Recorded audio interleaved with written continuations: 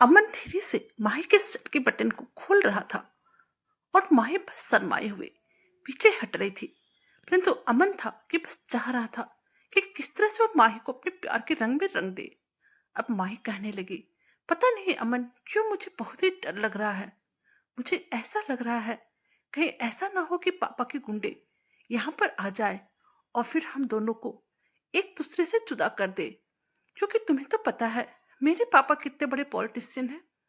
उनका तो बड़े बड़े लोगों में उठना बैठना होता है। उनके लिए काम कोई बड़ी बात नहीं है।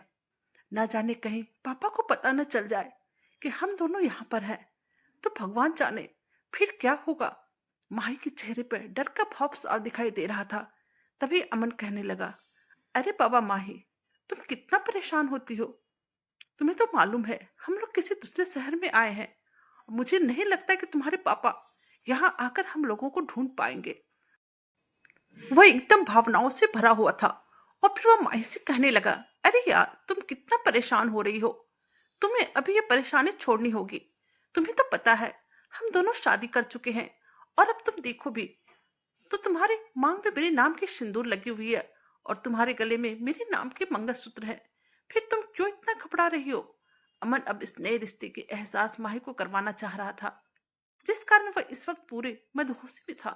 फिर माही कहने लगी, मुझे पता है हमारी शादी हो चुकी है, लेकिन तुम तो जानते हो ना कि पापा कभी भी हमारी शादी को स्वीकार नहीं करेंगे।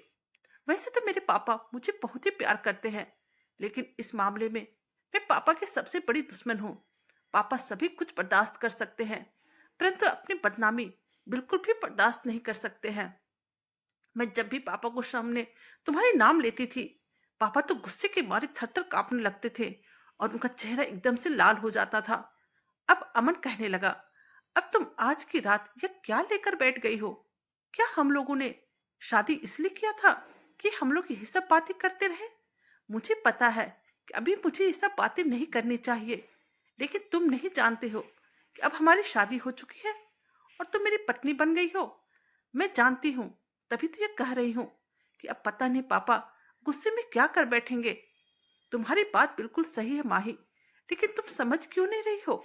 अब हम दोनों एक हो चुके हैं और अब हमें कोई भी अलग नहीं कर सकता है। अब हम दोनों मरकर ही जुदा हो सकते हैं। हम दोनों पति पत्नी हैं और हम दोनों ने मंदिर में शादी की है।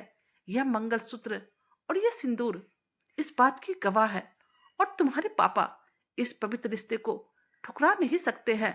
यह कहकर इस बार अमन ने अपने ओठों को माही के ओठों पर रख दिया। वह कुछ बोलना चाहती थी, लेकिन अमन था कि वह अब कुछ भी सुनना नहीं चाहता था।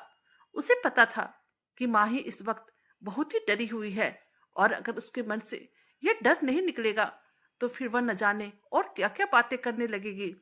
और अमन के पास अब एक ही रास्ता था, वह अपने प्यार से माही के डर को उसके मन से निकाल दे। और तो और अमन आज की रात को बर्बाद भी नहीं करना चाहता था। उसने माही को पाने के लिए न जाने क्या क्या किया था। वह अपने माँ बाप का घर छोड़कर माही के साथ अब नया शहर चला आया था और यहाँ पर आने के बाद वह अब अपनी शादीशुदा जिंदगी को माही के साथ बहुत ही खुशनुमा तरीके से बिताना चाहता था। लेकिन माही थी कि वह तो बस बार बार एक ही बात को दोहरा रही थी। अब अमन ने माही को धीरे से बिस्तर पर लेटा दिया। माही उससे अलग होना चाह रही थी, लेकिन अमन ने उसे कसकर अपने बाहों में जकड़ लिया। और इधर माही थी, वह बार बार उससे अलग होना चाह रही थी, पर अलग हो ना पा रही थी। माही को ऐसा करता देखकर अब अमन कहने लगा, यार माही, तुम इतने नादान मत बनो। तुम्हें नहीं पता है कि मैं तुम्हारे साथ क्या कर रहा हूँ। तुम तो इतना जानती ही होगी कि शादी होने के बाद पति पत्नी एक दूसरे के साथ क्या करते हैं। माही उसकी बात सुन रही थी, लेकिन उसे अभी पति पत्नी वाला रिश्ता बनाने का एक जरा भी मन नहीं था। वह तन मन दोनों से ही तैयार नहीं थी, लेकिन सिर्फ अमन के कारण आज उसने अपना तन अमन को सौंप दिया था। परंतु उसका मन तो अभी भी कहीं और था और उसके दिमाग में जंग छिड़ी हुई थी। हालांकि अमन अब उसका पति बन चुका था। उसके नाम की सिंदूर और मंगलसूत्र उसने पहने हुए थे। अमन अब उसके साथ हरकत करने लगा। तब माही ने उसे धक्का दे दिया और कहा, अमन, मैं मानती हूँ कि हमारी शादी हो चुकी है और यह हमारी शादी की पहली रात है, लेकिन किन हालातों में हमारी शादी हुई है तुम्हें तो वह पता है ना। और मैं चाहती हूँ कि मैं अपने रिश्ते की शुरुआत पूरे तन और मन के साथ करूं। मैं चाहती हूं कि जिस वक्त मैं तुम्हारी बनूं, उस वक्त मेरे दिमाग में किसी भी तरह का कोई डर ना रहे, और उस वक्त सिर्फ मेरे मन में प्यार ही प्यार रहे। ना जाने उन्हें पता चलेगा तो क्या होगा। मुझे तो यह भी डर लग रहा है, कहीं पापा तुम्हारी जान के दुश्मन न बन जाए। परंतु अमन अब माही की बात एक जरा भी नहीं सुन रहा था। उसे तो बस अपने इस रात को यादगार बनाना था। वह किसी भी कीमत पर इस रात को खराब नहीं करना चाहता था, लेकिन माही के कारण उसकी यह रात पूरी तरह से सत्यानाश हो रहा था। अरे बाबा, तुम क्यों इस रात को यूं बर्बाद कर रही हो, जैसे कोई छोटी बच्ची हो। यह तो तुम्हें शादी करने से पहले सोचना चाहिए था। अब जब हम पति पत्नी बन ही चुके हैं, फिर तुम्हें नहीं मालूम कि शादी के बाद क्या होता है। तुमने मुझसे शादी क्यों की? ताकि सारा वक्त तुम अपने माँ बाप से डरी रहो। अमन गुस्सा होते हुए माही को कह रहा था।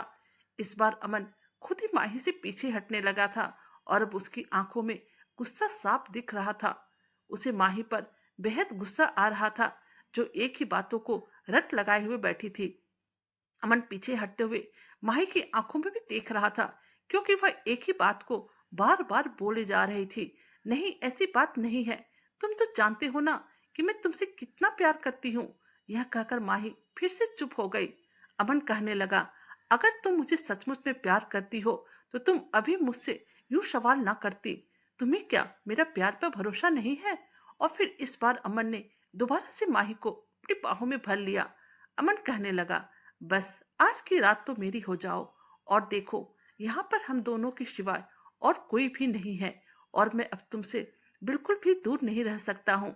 यह मेरे लिए बहुत ही मुश्किल काम है, और अब मैं कुछ भी बहाना नहीं सुनूंगा। यह कहकर वह माही को समझाने लगा, और खुद उसके बेहद करीब जाकर अपनी उंगलियों से माही के बदन में गुदगुदी करने लगा। माही के पूरे शरीर में बिजली से दौड़ गई। अब वह इस मोहब्बत भरे प्यार से किसी भी कीमत भाग नहीं पा रही थी, और वह अपने आप को रोक भी नहीं पा रही थी। और फिर इस बार उसने अपने आप को अमन को पूरी तरह से सौंप दिया। थोड़ी ही देर के बाद सारी परेशानियों को भूलकर अब माही अमन के प्यार में पूरी तरह से डूब चुकी थी। यह वही प्यार था जिसे पाने के लिए उसने अपने मम्मी पापा के घर को छोड़ दिया था। अमन को पाने के लिए उसने अपनी सारी हदों को पार कर दी थी। अब धीरे धीरे रात बीत रही थी, और दोनों एक दूसरे में खो चुके थे। कभी ना अलग होने वाले प्यार के बंधन में दोनों के प्यार ने अपनी मंजिल पा ली थी। लेकिन उन दोनों को नहीं पता था आने वाली सुबह कौन सी क़यामत लेकर आने वाली है।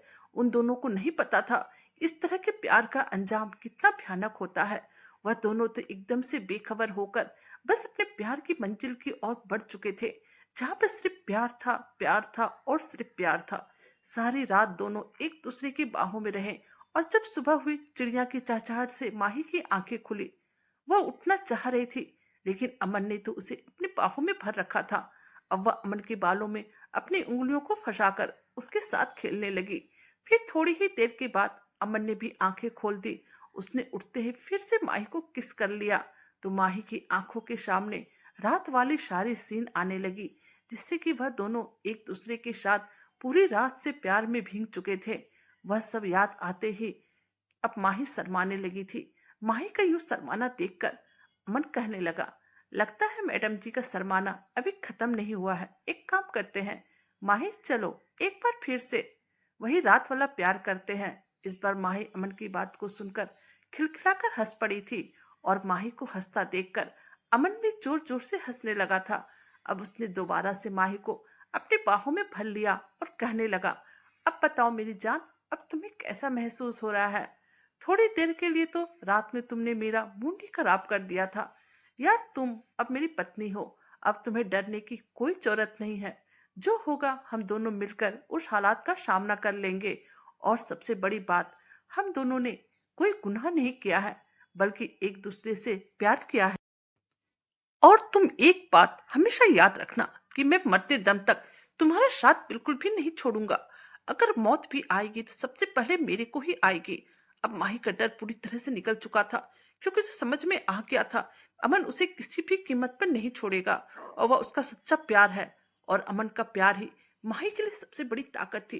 फिर माही कहने लगी, अमन, अब मुझे किसी भी बात का डर नहीं है, क्योंकि तुम मेरे साथ हो। अब मैं पूरी तरह से तन और मन से तुम्हारी हो चुकी हूँ, लेकिन बस तुम मुझसे एक वादा करो कि चाहे जो भी हो जाए तुम मुझे कभी भी छोड़कर नहीं जाओगे, क्योंकि मैं तुम्हारे बिना अपनी जिंदगी गुजारने के बारे में सोच भी नहीं सकती हूँ। अगर तुम मुझे छोड़कर चले गए तो फिर मैं कहाँ जाऊंगी? अब तुम्हारे सिवा मेरा कोई नहीं है। फिर अमन बोला, मैं तुम्हें कभी भी नहीं छोड़ूंगा, यह मेरा तुमसे वादा रहा। मैं मर सकता हूँ, लेकिन कभी भी तुम्हारी आंखों में आंसू नहीं देख सकता हूँ। और अब यह कभी मत सोचना कि मैं तुम्हें धोखा दूंगा। यह कहकर अमन ने माही को अपने गले से लगाकर उसे तसल्ली दिया। यह दोनों की शादी की रात की पहली सुबह थी, जो बहुत ही रोशन थी। और फिर सुबह होते ही अमन माही से कहने लगा, सुनो, मैं तुम्हारे लिए मार्केट से कुछ कपड़े और खाने का सामान लेकर आता हूँ। तब तक तुम फ्रेश हो जाओ। और सुनो, तुम यहाँ से कहीं मत जाना, मेरा इंतजार करना। यह कहकर अमन कमरे से निकल गया। यह एक छोटा सा एक कमरे का मकान था, जिसके अमन ने अपने दोस्त की मदद से किराए पर लिया था। इस नए शहर में तो अमन को कोई पहचानता भी नहीं था, लेकिन अमन का एक दोस्त ब्रोकर था, जिसके जरिए उसे यह घर आसानी से मिल गया था। जब अमन मार्केट जा रहा था, तब माही उसे कहने लगी, सुनो, मैं भी तुम्हारे साथ चलूंगी, क्योंकि मुझे यहाँ पर अकेले डर लग रहा है। लेकिन अमन कहने लगा, नहीं, तुम्हारा बाहर जाना खतरे से खाली नहीं है।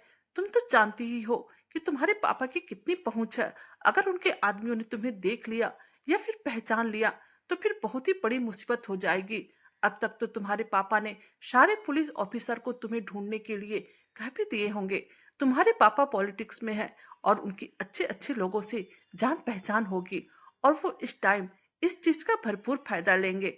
इसलिए तुम दरवाजा बंद करके कमरे में ही रहना। मैं यूं गया और यूं वापस आया। यह कहकर अमन मार्केट चला गया था।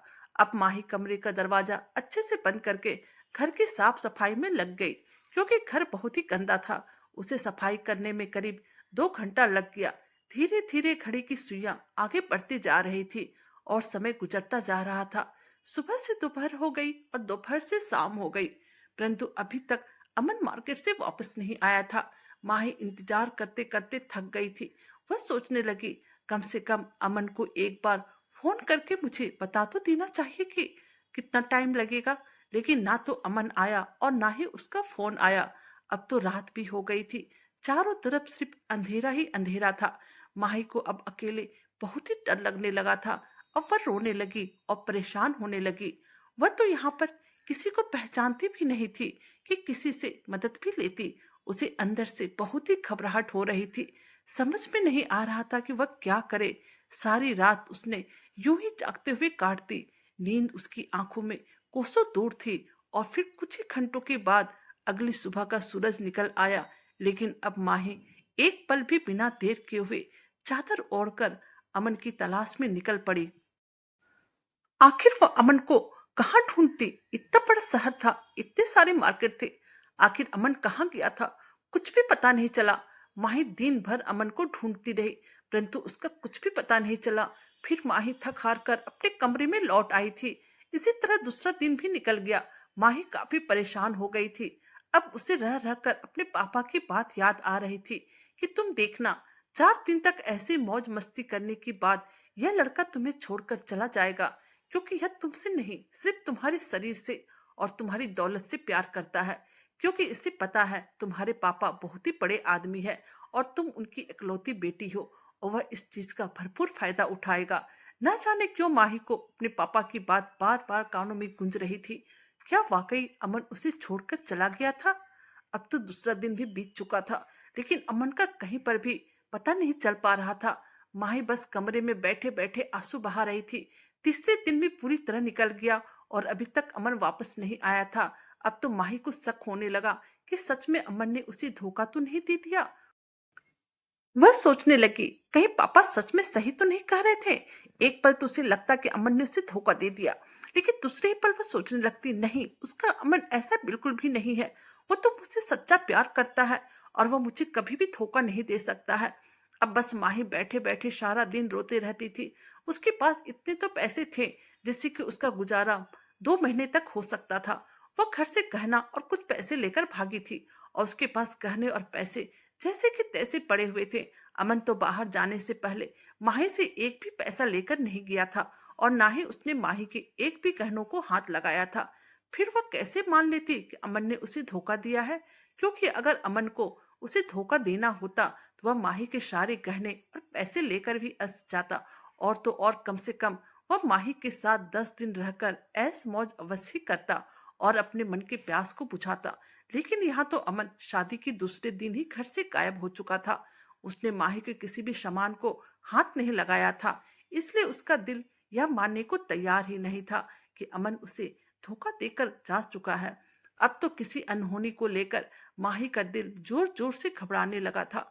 वह भगवान के चरणों में बैठकर रो रो कर अमन की सलामती के लिए प्रार्थना करने लगी थी। वह भगवान को कह रही थी कि जल्द से जल्द अमन को उसके पास भेज दे। उसे लग रहा था कहीं अमन के साथ कोई बड़ी घटना तो नहीं घट गई है।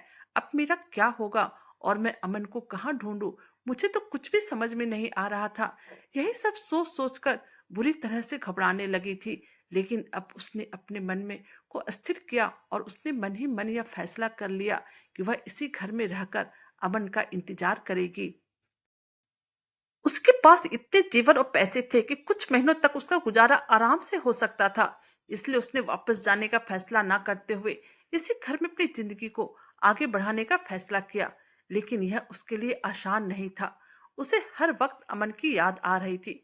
सोते जागते उठते बैठते हर वक्त अमन उसकी यादों से जा ही नहीं रहा था। अमन के साथ बिताए हुए वह खूबसूरत पल उसे अंदर ही अंदर तड़पा रहा था। उसकी नजरें हमेशा दरवाजे की तरफ ही रहती थी कि कहीं से अमन आ जाए। वह हर वक्त खामोश नजरों से कभी बाहर की रोड देखने लगती तो कभी छत पे चढ़कर गलियारे को देखने लगती थी कि कहीं से किधर से भी अमन वापस आ जाए। परंतु ऐसा नहीं हो पाया था। और अब तो आसपास के लोग भी उस पर नजर जमाए बैठे हुए थे। सभी लोग उसे अजीब नजरों से घूरा करते थे। माही के लिए जगह अनजान था और उस पर तो माही अब बिल्कुल अकेले हो गई थी। हर कोई उसे अजीब नजरों से देखता और चला जाता था। गैर मर्द उस पर नजर जमाए बैठे हुए थे और इन्हीं सब कारणों से माही को अब डर सा लगने लगा था। उसे हर वक्त डर लगा रहता था कहीं कोई आदमी उसके घर के अंदर ना आ जाए, उसे अकेला देखकर कुछ उसके साथ गलत ना कर दे। लेकिन उसे तो अमन के आने का इंतजार था और वह यहाँ रहकर सिर्फ अमन का इंतजार कर रही थी कि वह जल्द से जल्द वापस आ जाए। और अब अमन का इंतजार करते करते 20 से 25 दिन बीत गए। एक दिन माही की तबीयत बहुत ही ज्यादा खराब हो गई। उसे बार बार उल्टियां हो रही थी और चक्कर भी आ रहे थे। मजबूरी में वह एक डॉक्टर के पास गई तो डॉक्टर ने जो खबर सुनाई वह सुनकर उसके पैरों तले जमीन निकल गई, क्योंकि वह मां बनने वाली थी। जबकि अमन का कहीं पर कोई अता पता नहीं था। वह अमन के बच्चे की मां बनने वाली थी, परंतु उसका कोई अता पता नहीं चल पा रहा था। माही के पास कोई सबूत भी नहीं था। उसने अमन से शादी की है क्योंकि उन दोनों ने शादी तो मंदिर में और वह भी रात के अंधेरे में की थी। और इस शादी में उसका कोई जान पहचान वाला भी नहीं था, क्योंकि यह शादी उसने दूसरे शहर में आकर की थी जहां पर वह अभी रह रही थी। आखिर माही किसे और क्या बताती यह बच्चा किसका है? अब यह बच्चा, यह तो जैसे उसके लिए एक नई परीक्षा थी। माही पूरे वक्त रोती रहती थी और भगवान से अमन के वापस आने की दुआएं करती रहती थी। लेकिन 15 दिन और गुजर गए थे और अभी भी अमन लौटकर नहीं आया था। उसके पास जो भी पैसे थे वह खत्म होने वाले थे। उसके पेट में अमन का बच्चा था और अब इस नए शहर में और दिन गुजारना उसके लिए असंभव हो गया था। मजबूरी में उसने वापसी का टिकट लिया और अपने शहर वापस चली आई। वापस आने के बाद वह अपने पापा के दरवाजे पर पहुंचकर फूट फूट कर रोने लगी। यह वही दरवाजा था जिस पर उसने दोबारा कदम न रखने के बारे में सोचा था। लेकिन किस्मत उसे फिर से यहीं पर लेकर आ गई थी। माही को देखते ही उसके पापा ने उसके चेहरे पर एक जोरदार थप्पड़ लगाया था, जबकि माँ ने उसे प्यार से अपने सीने लगा लिया था। बड़ी ही मुश्किलों से उसे अपने ही घर में जगह मिली थी। मगर जब उसके माँ बाप को यह पता चला कि वह प्रेग्नेंट है तो उसके पापा ने साफ कह दिया कि वह उसका अबॉर्शन करवा देंगे और वह ऐसे बच्चे के नाना नहीं बनना चाहते जो कि नीच जाति से संबंध रखता था। उसके पापा ने साफ साफ कह दिया कि वह जल्दी से उसे दोबारा किसी के साथ विदा कर देंगे। अब माही हर समय रोते रहती थी। वह सारा दिन कमरे में बंद रहती थी और फिर उसे अपनी इस जिंदगी को लेकर इतनी टेंशन हुई उसका बच्चा खुद पर खुद गिर गया। मानसिक यातनाएं ने उसके बच्चे की जान ले ली थी। अब उसके पापा ने उसकी शादी अपने दोस्त के बेटे के साथ तय कर दी, जो कि बहुत ही बड़ा बिजनेसमैन था। और अब उसके साथ शादी का दिन सामने आ रहा था। और यह बात सिर्फ माही की माँ और पापा को पता था कि उसकी बेटी की शादी पहले ही अमन के साथ हो चुकी है। लेकिन आज अमन के वापस ना आने के कारण माही फिर से दोबारा दुल्हन बनकर खड़ी थी। उसका दिल अजीब ढंग से धड़क रहा था।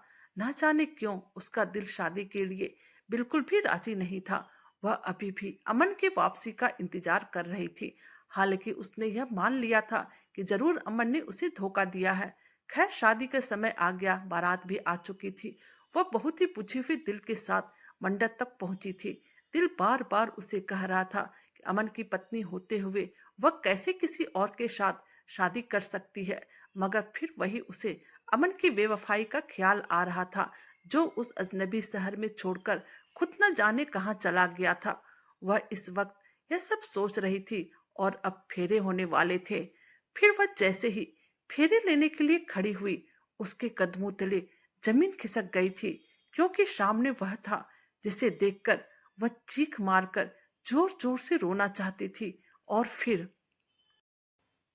वह सोच रही थी, किस्मत ने उसके साथ यह क्या खेल खेला था। मैं तो अपनी किस्मत को कोस रही थी और उस वक्त को कोस रही थी जब मैंने अमन से प्यार किया था। मेरे माँ पापा बहुत ही ज्यादा अमीर थे, क्योंकि मेरे पापा एक पॉलिटिशियन थे। उनका समाज में एक अच्छा नाम था, पहचान था। बड़े बड़े लोगों में उनका उठना बैठना होता था। और तो और मैं उनकी इकलौती संतान थी। और मुझे इस बात का बहुत ही घमंड था, क्योंकि पापा मुझे बहुत ही प्यार करते थे। मैं जिस चीज पर हाथ रख देती थी, पापा उसे मेरे कदमों में लाकर रख देते थे। लेकिन कभी कभी इंसान को एक घमंड चूर चूर कर देता है, क्योंकि जिस लड़के से मुझे प्यार हुआ था, मैं चाहकर भी उसे हासिल ना कर सकती थी। और जब यह बात मेरे पापा को पता चली कि मैं अमन से प्यार करती हूँ, तो पापा ने मेरा हाथ पकड़कर मुझे एक छोटे से कमरे में धक्का देकर कमरे का दरवाजा बाहर से बंद कर दिया, क्योंकि मैंने वह गलती की थी जो हमारी जात के लोगों में बहुत बड़ा पाप समझा जाता है। हम लोग उच्च जाति के लोग थे और मैंने जिस लड़के से प्यार किया था वह हमसे कम जाति का था। अगर मुझे पता होता कि यह जात पात हमारी मोहब्बत में बाधा बनेगी, तो मैं कभी भी प्यार जैसी गलती ना करती, या फिर प्यार करने से पहले जात पात देख लेती। लेकिन मोहब्बत इतना वक्त कहाँ देती है। मैंने भी जब पहली बार अमन को देखा तो मुझे खुद पर खुद उससे प्यार हो गया था। मुझे लगा था मैं अपने माँ बाप की इकलौती बेटी हूँ, प्यार मोहब्बत से उन्हें समझाऊंगी तो वह लोग राजी हो जाएंगे। लेकिन उस वक्त मैं हैरत की हद ना रही जब मेरे पापा ने सिर्फ मेरे मुंह पर अपनी उंगलियों के निशान छोड़े, बल्कि मुझे कमरे में कैद कर लिया। मेरे वह पापा जो मुझे सर आंखों पर बिठाते थे, जो मुझसे बेपनाह मोहब्बत करते थे, मेरी जरा सी तकलीफों पर उसकी आंखों में आंसू आ जाते थे। आज जात पात की वजह से वह मुझ पर हाथ उठा चुके थे। मैं कमरे में कैद होकर आंसू बहा रही थी। ना मेरे पापा को मुझ पर तरस आया, ना ही मेरी माँ को, क्योंकि उनकी नजरों में मैं एक पापी लड़की थी। मैं सारा वक्त रोती रहती थी। अमन ने संपर्क करने का मेरे पास कोई भी जरिया नहीं था। मेरे पास मोबाइल भी नहीं था। और ऐसे ही दोपहर से रात और रात से अगला दिन निकल गया था। अगली सुबह मेरे कमरे का दरवाजा खुला तो पापा मेरे सामने खड़े थे। वह मुझे कहने लगे, अभी भी तुम्हारे ऊपर उस लड़के का प्यार का भूत चढ़ा हुआ है या फिर उतर गया है। उनकी आंखों में बहुत ही ज्यादा गुस्सा था। मुझे लगा अगर मैं कहूंगी कि मेरे दिल में अमन की मोहब्बत कभी नहीं निकल सकती, तो वो फिर से मुझे सारी जिंदगी इसी तरह कैद रखेंगे। और इसलिए मैंने झूठ का सहारा लिया और अपने पापा के आगे हाथ जोड़कर कह दिया कि मुझ पर रहम कीजिए, अब मुझे किसी से प्यार नहीं है और मैं अब और इस बंद कमरे में नहीं रह सकती हूँ। फिर पापा ने कहा कि मैं तुम्हें कमरे से तो निकाल दूंगा, लेकिन अब मैं तुम्हें स्कूल नहीं भेजूंगा। तुम्हारी 12वीं की अच्छा की परीक्षा थी। मैंने सोचा था इसके बाद तुम्हें दूसरे शहर भेजूंगा ताकि तुम खूब पढ़ लिख सको, लेकिन अब मेरा ऐसा कोई इरादा नहीं है। मैं अपने दोस्त से बात कर रहा हूँ। 12वीं कक्षा के तुरंत बाद ही उसके बेटे के साथ तुम्हारी शादी करवा दूंगा। पापा की बात सुनकर मेरे कदमों तले जमीन खिसक गई थी, क्योंकि अमन के सिवा मैं किसी और का ख्याल भी अपने मन में नहीं ला सकती थी। लेकिन उस वक्त मेरा खामोश रहना मेरे बेहतर भविष्य के लिए सबसे अच्छी जमानत थी। इसलिए मैं खामोश हो गई। मगर जैसे पापा ने मुझे परीक्षा देने के लिए स्कूल जाने की इजाजत दी, मैं तुरंत ही अमन के पास आ गई और उसे सब कुछ बता दिया। वो पहले मेरे लिए बहुत परेशान था, कई बार मेरे घर पर भी आया था। तो उसने बताया कि मेरे पापा ने उसे मारपीट करके भगा दिया था। उसके माथे पर मौजूद निशान इस बात की गवाही दे रहा था। मेरे पापा अपनी ऊंची जाति के घमंड में किसी भी हद तक जा सकते थे और मेरे पापा के हाथ बहुत ऊपर तक थे। उन्हें पैसों का बहुत ही ज्यादा घमंड था और उससे भी ज्यादा उन्हें अपनी इज्जत प्यारी थी। और इसलिए मुझे डर था कहीं मेरे पापा अमन को कोई नुकसान न पहुंचा दे। इसलिए मैंने हमारे इस रिश्ते को दुनिया की नजरों से छुपा कर लिया था। मैं छुप छुप कर अमन से मिलने लगी थी, लेकिन न जाने कैसे मेरे पापा को हमारी इस मुलाकात के बारे में पता चल गई थी। उन्होंने कई जगह पर अपने आदमियों को छोड़ रखा था, जो कि हमेशा हम दोनों पर नजर बनाए रखता था। और अब इस बार पापा ने मुझे आखिरी बार यह बात समझाई, अगर मैं अमन का साथ नजर आई तो वह न केवल मेरी टांग तोड़ देंगे बल्कि अमन को भी चलाकर मार देंगे। और फिर इसी डर की वजह से अब मैं अमन से मुलाकात नहीं करती थी, बल्कि एक दिन जैसे ही मुझे मौका मिला मैं अमन के साथ यह घर छोड़कर भाग गई, क्योंकि पापा एकदम जबरदस्ती मेरी शादी अपने दोस्त के बेटे के साथ करवाने के लिए तैयार हो गए थे और मैं अमन के अलावा किसी और की दुल्हन नहीं बन सकती थी। इसलिए मैंने यह घर छोड़ने का ही फैसला सही समझा था। और फिर रात के अंधेरे में छुपते छुपाते मैं घर की दीवार को फांदकर फरार हो गई। अमन ने मुझे हर तरह से संतुष्ट किया था कि वह सिर्फ उसी से प्यार करता है और किसी से भी नहीं करते, मरते दम तक उसका साथ निभाएगा। फिर हम दोनों रेलवे स्टेशन पहुंचे और वहां से सीधा ट्रेन पर सवार होकर दूसरे शहर पहुंच गए थे। वहां पहुंचने पर अमन ने पहले एक मंदिर में मुझसे शादी की। उसके बाद वह अपने एक दोस्त के जरिए घर का इंतजाम कर चुका था, इसलिए बस सीधा मुझे इस घर पर लेकर आ गया था। लेकिन वहां जाकर भी मुझे तसल्ली ही नहीं थी। बार बार यही डर सता रही थी कि अगर मेरे माँ बाप ने मुझे ढूंढ लिया तो अमन के साथ ना जाने क्या करेंगे। पापा बार बार यही कहते थे कि अमन हमारी बराबरी के नहीं है, ऐसे लोग धोखा देते हैं। वह भी बस तुमसे अपना मतलब पूरा करेगा और तुम्हें धोखा देकर चला जाएगा। लेकिन मैं अमन से मोहब्बत करती थी, इसलिए मुझे उस पर हद से ज्यादा भरोसा था। अब मैंने खुद को अमन के हवाले कर दिया था और वह मुझ पर अपनी मोहब्बत लुटाने लगा था।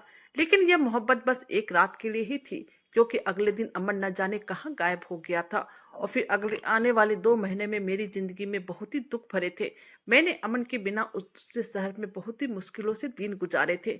सारी सारी रात में इस डर से जागती रहती थी कहीं कोई गैर मर्द मेरे घर में न घुस आए। आसपास के लोगों को यह खबर थी कि मैं यहाँ अकेली हूँ, इसलिए मुझे और भी ज्यादा डर लग रहा था। और जब मैं प्रेग्नेंट हुई तो मेरे पास अब घर आने के सिवाय कोई और रास्ता ना बचा था। फिर जब मैं अपने घर आई तो मेरे पापा ने न सिर्फ मेरे ऊपर हाथ उठाया बल्कि मेरी मोहब्बत का भी खूब मजाक बनाया और वापस मेरा रिश्ता उसी लड़के के साथ तय कर दिया जिसके साथ मेरे रिश्ते की पहले बात चल रही थी।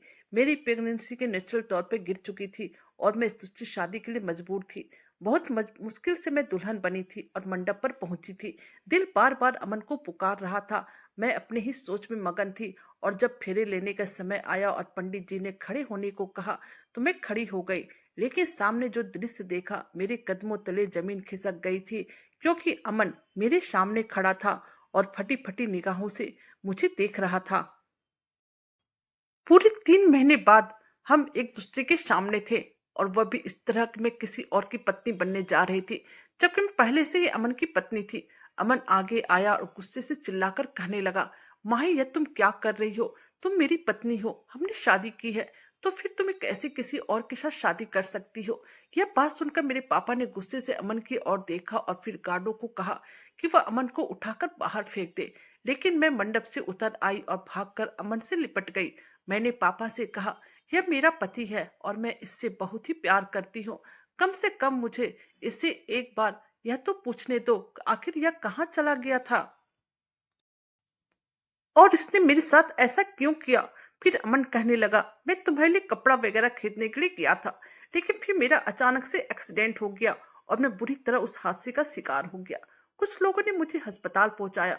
सर पर चोट लगने की वजह से मैं कोमा में चला गया था। 2 महीने से सरकारी अस्पताल में कोमा में पड़ा था और फिर जब मुझे होश आया तब मैं तुम्हारी तलाश करने लगा और फिर तुम्हें ढूंढते ढूंढते यहाँ तक आ पहुंचा। लेकिन मुझे यह खबर नहीं थी कि तुम मेरे साथ ऐसा करोगी। तुमने मेरा इंतजार करना सही नहीं समझा। तुम क्या समझी कि मैं तुम्हें धोखा देकर भाग चुका हूँ, जबकि तुम्हें मैंने उस रात ही कह दिया था कि मैं मर जाऊंगा, पर तुम्हें कभी भी धोखा नहीं दूंगा। फिर तुम यह मेरे साथ कैसे कर सकती हो? मेरे रहते तुम किसी और की दुल्हन कैसे बन सकती हो? अमन की यह बातें सुनकर माही रोने लगी और उससे कहा, मैंने तुम्हारा बहुत ही इंतजार किया, तुम्हें यहाँ वहां पागलों की तरह ढूंढा, लेकिन तुम मुझे कहीं नहीं मिले। अब अकेले उस अनजान शहर में मेरा रहना मेरे लिए मुसीबत बनता जा रहा था और तुम भी वापस नहीं आ रहे थे। तो मैंने सोचा कि तुमने मेरे साथ बेवफाई कर लिया है और मुझे धोखा दे दिया है, और फिर मेरे पास कोई रास्ता नहीं था, इसलिए मैं यहाँ पर आ गई। पापा ने गुस्से से गार्ड को बुलाया और कहने लगा, इस लड़के को यहाँ से दूर फेंक आओ, और मुझे गुस्से से देखने के बाद बोले, जाओ जाकर फेरे लो, सब मेहमान में तमाशा बन रहा है। पापा का गुस्से सातवां आसमान पर था, मगर तब तक वह दूसरा व्यक्ति जो मेरा पति बनने जा रहा था वह सारा सच्चाई जान चुका था। कहने लगा, जब माहिर अमन पति पत्नी है तो फिर मैं माही के साथ शादी कैसे कर सकता हूँ? बारात वापस लौट गई थी और अब मेरे पापा ने अमन को बहुत ही मारा पीटा था। गार्ड ने भी उसे बहुत मारा था, लेकिन मैं उसे बचाने की कोशिश करती रही। यहाँ तक कि मेरी माँ भी बीच में आई। फिर माँ मेरे पापा से विनती करने लगी, इस शादी को कबूल कर ले। पापा बिल्कुल भी राजी नहीं थे, लेकिन माँ ने अपना वास्ता देखकर उन्हें शांत किया। अब पापा ने मुझे अमन के साथ घर से निकाल दिया और मुझसे अपना हर रिश्ता खत्म कर लिया। अब मैं अमन के साथ उसके घर पहुंच गई थी और यहाँ पर आकर हम दोनों ने एक नई जिंदगी शुरू की थी, जिसमें सिर्फ खुशियां ही खुशियां थी। लेकिन मुझे अमन से बहुत ही ज्यादा शर्म महसूस होती रहती थी, क्योंकि मैंने उसे बेवफा समझा था और मैंने उसके प्यार पर बिल्कुल भी भरोसा न करके तुझसे शादी करने जा रही थी। और अगर अमन को आने में उस दिन थोड़ी और भी देर हो जाती तो शायद मैं किसी और की पत्नी बन जाती, और शायद मैं किसी और के साथ वह संबंध भी बना लेती जिस पर सिर्फ और सिर्फ अमन का हक था। लेकिन शुक्र था कि आज हम दोनों एक दूसरे के साथ हैं और एक अच्छी जिंदगी गुजार रहे हैं। मैं आप सबसे यही कहूंगी, जात पात का फर्क कुछ नहीं होता। अगर इंसान को मोहब्बत है तो वह किसी भी जात के इंसान से रिश्ता जोड़ सकता है। रिश्ते मोहब्बत की बुनियाद पर कायम होने चाहिए, ना कि जात पात की बुनियाद पर। दोस्तों, आपको हमारी कहानी कैसी लगी प्लीज कमेंट करके बताइए, और अगर कहानी अच्छी लगी तो प्लीज चैनल को लाइक कीजिए, सब्सक्राइब कीजिए और शेयर कीजिए, और अपना प्यार और सपोर्ट हम पर ऐसे ही बनाए रखिए, क्योंकि आप हैं तो हम हैं। Thank you.